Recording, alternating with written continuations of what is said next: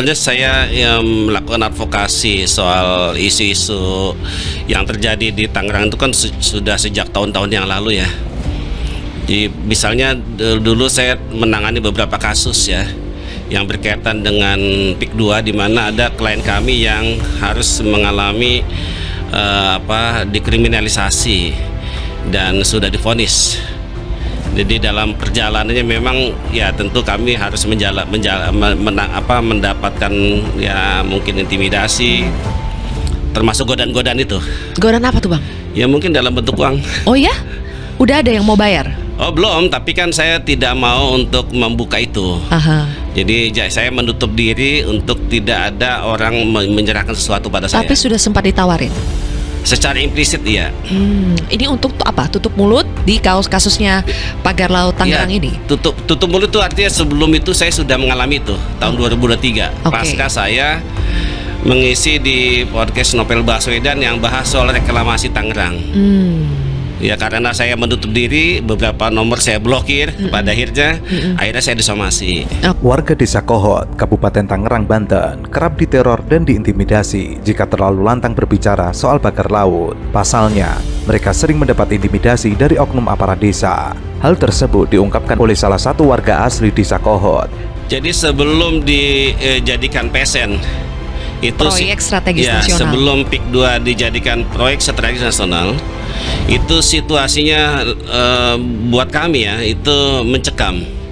Mencekamnya gimana? Karena di daerah pesisir Tangerang itu sering berkeliaran preman-preman, ormas-ormas yang mengintimidasi masyarakat.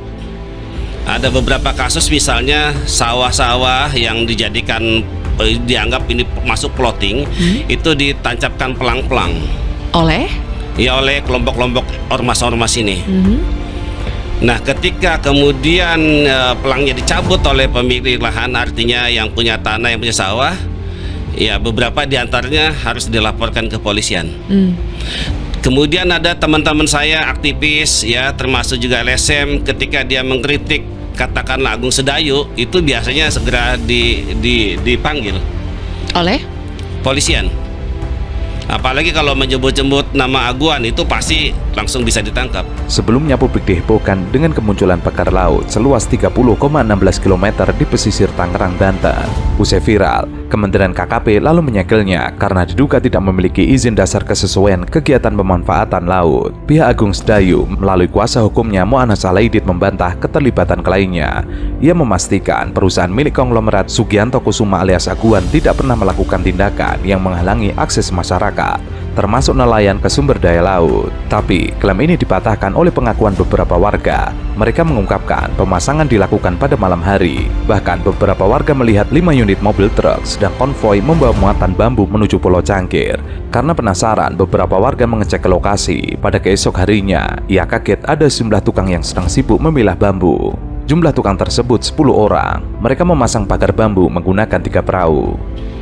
Situasinya memang buat kami, termasuk masyarakat yang terdampak itu tidak ada keberanian untuk mengungkap semua ini.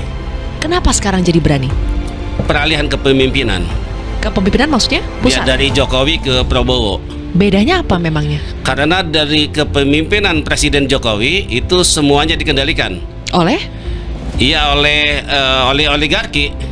Polisian sudah dikendalikan, preman, ormas, semuanya. Jadi kalau ada orang yang mau mempertanyakan, menggugat soal PIK 2, ya pilihannya 2. Kalau dia kalau tidak menjadi bagian dari Aguan, maka tentu dia akan mengalami kriminalisasi. Bahkan beberapa diantaranya sudah dipenjara.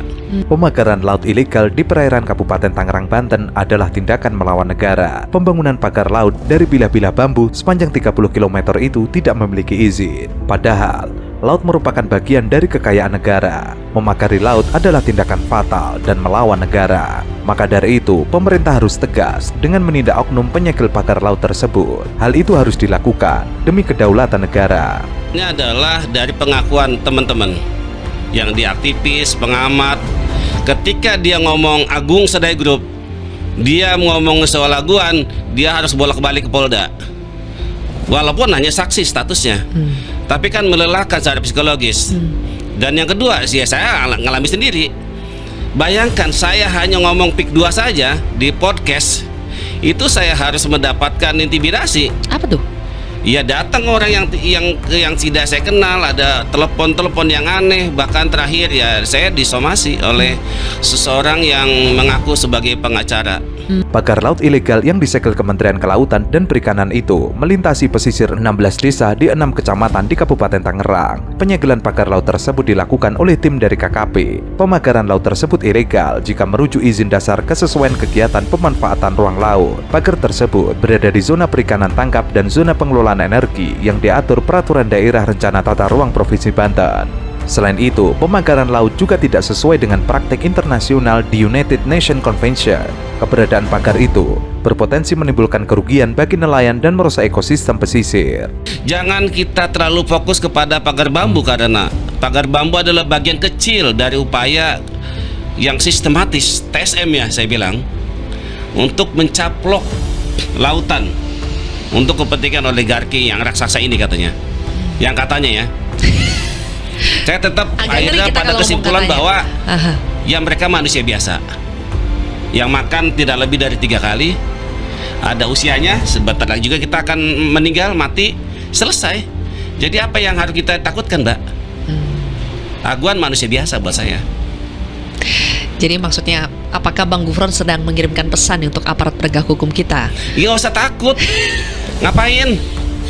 Saya yakin dia juga sedang tenang, sedang tidak nyaman tidur. Sudah gelisah, mereka juga sama. Dan saat ini mereka sedang terpojok. Jadi momentum Pak Prabowo untuk segera ambil alih, bereskan semua kerumetan yang dilakukan oleh peninggalan Jokowi. Ya benar, itu kan dari awal kami kenapa kemudian kekeh gitu ya. Karena metodenya begini nih. Jadi dalam pagar laut itu dokumennya menyebutkan ada 2. Yang pertama dari bibir pantai itu 100 meter, Pak, sana ya. Yang kedua 200 meter. Ketika misalnya titik pancang pertamanya 200 meter, terjadi ruang kosong. Ruang kosong jadi perairan, disitulah bambu dipasang. Saat ruang kosong ini berproses, sedimentasi alamiah masuk, izin di sana ini juga dapat. Ini teknik merampok gaya-gaya HGU. Jadi tanpa biaya dia. Panglima TNI Jenderal Agus Subianto menegaskan bakal terus melanjutkan pembongkaran pagar laut sepanjang 30 km di perairan Tangerang, Banten. Hal ini merespon pernyataan Menteri Kelautan dan Perikanan Sakti Wahyu Trenggono yang menginginkan pembongkaran pagar laut di kawasan Tanjung Pasir, Kabupaten Tangerang, Banten ditunda. Jenderal Agus menyampaikan pembongkaran pagar laut adalah mandat Presiden Prabowo Subianto. Hal itu sudah menjadi perintah yang harus dilaksanakan. Agus menyatakan keputusan melanjutkan pembongkaran pagar laut itu juga mempertimbangkan keadaan masyarakat yang terdampak. Berapa kali saya pernah sampaikan, tinggalilah misalnya per desa itu ada 20 meter. Tetapi terlalu kecil amat urusan, masa ngurusin bambu aja ribet amat gitu ya, kalau nggak ada masalah. Ini si Cokro-Cokro ini kan ngomong nih, ya, Kroco-kroco ini ngomong, saya ya sudah tangkap nih bajigur-bajigur ini. Karena Apa KKP susahnya? mengklaimnya apabila bambu itu dicopot takutnya merusak ekosistem begitu, Pak Mukri. Apanya ya sudahlah, benerin aja. Tapi itikatnya itu contoh udah jelas-jelas ada yang mengaku ya, ngaku nih kami masang swadaya huhaha.